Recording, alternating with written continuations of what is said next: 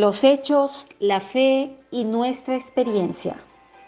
Tema 7. La cruz con respecto al tiempo. Su vigencia eterna. Siempre que consideramos la cruz, nos provoca admiración. Siempre que recordamos la redención que el Señor Jesús efectuó, nuestro corazón se llena tanto de dolor como de gozo. Para nosotros, la cruz del Señor no es simplemente una cruz de madera, sino un símbolo de su obra completa de redención y de la salvación completa efectuada por medio de tal obra. Después de haber recibido al Señor, me preguntaba frecuentemente cómo podían ser salvos los hombres del Antiguo Testamento, puesto que ellos existieron en épocas anteriores a la crucifixión del Señor. En aquella época yo era apenas un bebé en Cristo y me encontraba bastante perplejo ante esta cuestión. Además, con respecto a nuestros días, muy pocas veces he visto manifestado el fresco poder de la cruz en las vidas de los creyentes. Pareciera que para ellos la muerte del Señor es un evento ocurrido hace mucho tiempo, más de 20 siglos atrás, y como tal ya no tuviera poder alguno.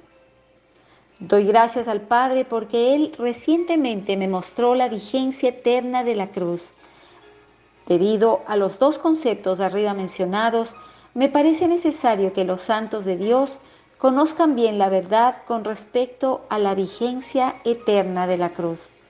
Si comprendiéramos que la cruz conserva extrema frescura y novedad, cuán impresionados seríamos por ella. La relación existente entre la muerte del Señor y los pactos, tanto el antiguo como el nuevo. Primero debemos leer Hebreos 9 del 15 al 17. Y por eso es mediador de un nuevo pacto, para que interviniendo una muerte para remisión por las transgresiones que había bajo el primer pacto, los llamados reciban la promesa de la herencia eterna. Porque donde hay un testamento, es necesario que conste la muerte del testador, porque el testamento se confirma solo en caso de muerte, pues no es válido mientras el testador vive. Estos versículos nos muestran la relación que existe entre la muerte de Cristo en la cruz y los pactos, tanto el antiguo como el nuevo. Bajo el pacto antiguo, los hombres pecaban de la misma forma en que lo siguen haciendo en nuestros días. Puesto que el pecado estaba presente, había necesidad de un Salvador. Si una persona ha pecado y no ha obtenido el perdón de Dios, tendrá que ser juzgada por su propio pecado.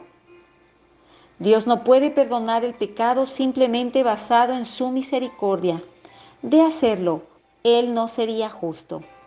Por este motivo, a fin de redimirnos, Dios preparó el camino de la sustitución. Bajo el antiguo pacto, Dios se valía de sacrificios y ofrendas para hacer propiciación por los pecados de los hombres.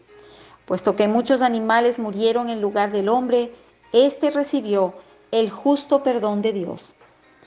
En hebreo, la palabra que se traduce propiciación significa cubrir. Bajo el antiguo pacto, hacer propiciación consistía en cubrir los pecados del hombre con la sangre de los animales, ya que la Biblia claramente dice, porque es imposible que la sangre de los toros y de machos cabríos quite los pecados. Hebreos 10:4. Por esta razón, en la plenitud del tiempo, Dios envió a su Hijo al mundo a morir por los hombres. Por medio del sacrificio de sí mismo, se logró la salvación eterna que corresponde a la obra de redención. Los pecados, los cuales no eran quitados mediante la sangre de toros y machos cabríos en el Antiguo Testamento, ahora son quitados por medio de la muerte del Hijo, puesto que Él es el Cordero de Dios que quita el pecado del mundo. Juan 1:29. La muerte de Cristo constituye un momento decisivo en la historia. Su muerte divide la era antiguo testamentaria de la era neotestamentaria. Antes de su muerte transcurría la era del Antiguo Testamento, pero después de su muerte se dio inicio a la era del Nuevo Testamento. El pasaje de las Escrituras que mencionamos al inicio de este párrafo trata de este tema. Estos 3 versículos hablan acerca de los 2 vínculos que ligan la muerte del Señor con los pactos, el antiguo y el nuevo. Hebreos 9:15 muestra que Él es el mediador y los versículos 16 y 17 muestran que Él es el testador. Ya vimos que bajo el primer pacto todos eran pecadores. Si bien esos pecadores ofrecían animales a Dios para hacer propiciación por sus pecados, tales pecados solo eran cubiertos, pero no eran quitados. En aquel tiempo Dios perdonó sus pecados debido a que mediante la sangre de muchos sacrificios Dios podía ver a distancia la sangre de su Hijo y la eficacia de la misma. Sin embargo, si el Señor Jesús no hubiera muerto bajo el primer pacto, Dios no hubiera podido dar resolución definitiva al conflicto que representaba el pecado. El pecado tenía que ser quitado de en medio. Cuando Cristo murió, el pecado que bajo el primer pacto había permanecido fue quitado. Ahora podemos ver desde otro ángulo la relación que existe entre la muerte del Señor y el primer pacto. Todo pacto tiene sus propias condiciones. El pacto antiguo también tenía sus propias exigencias y cuando el hombre no cumplía con ellas, pecaba. Ahora bien, el castigo por el pecado es la muerte. Es por esta razón que el Señor Jesús tenía que morir en lugar de los que estaban bajo el primer pacto y así hacer remisión por sus pecados. Él cumplió con todas las exigencias del primer pacto, dándole fin al mismo y dio inicio al nuevo pacto. Por medio de su muerte, Cristo redimió al hombre de los pecados que éste había cometido estando bajo el primer pacto y además se convirtió en el mediador de un nuevo pacto, basado en la remisión de pecados que él efectuó en favor de los que estaban bajo el primer pacto. Originalmente, al hombre le correspondía recibir la herencia eterna que le había sido prometida. Sin embargo, por causa del pecado, fue privado de heredarla. Ahora, el Señor Jesús ha muerto. En virtud de ello, el hombre ha sido redimido del pecado y los llamados han sido hechos aptos para recibir la herencia eterna. Por tanto, el Señor Jesús se convirtió en el mediador por medio de su muerte en la cruz. Por una parte, Él quitó los pecados que bajo el antiguo pacto permanecían. Por otra, Él trajo la bendición del nuevo pacto.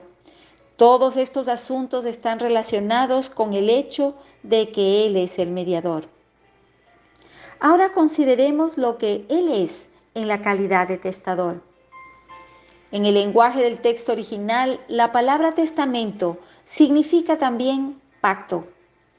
Ya examinamos anteriormente la ley correspondiente al pacto. Todos aquellos que transgredían la ley habían de morir, pero Cristo murió a fin de redimirnos del pecado. Ahora podemos examinar el testamento que corresponde al pacto.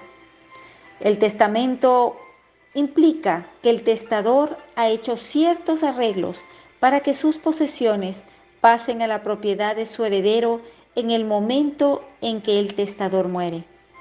El Señor Jesús es el testador, quien hizo el testamento. Todas las bendiciones de esta era y de la siguiente le pertenecen a Él. Puesto que Él estuvo dispuesto a llevar sobre sí los pecados de aquellos que estaban bajo el primer pacto, Él también desea transferirles a ellos todo cuanto fue prometido en este pacto o testamento.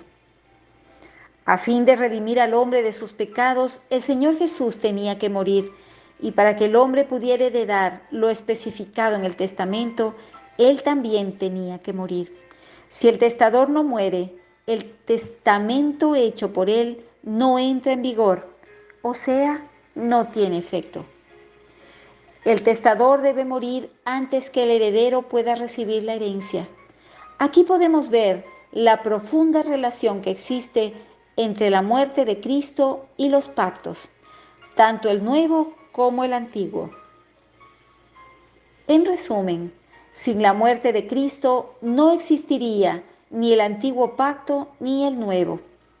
Sin la muerte de Cristo, el Antiguo Testamento no habría concluido, pues lo exigido por la ley en conformidad con dicho testamento no habría sido cumplido.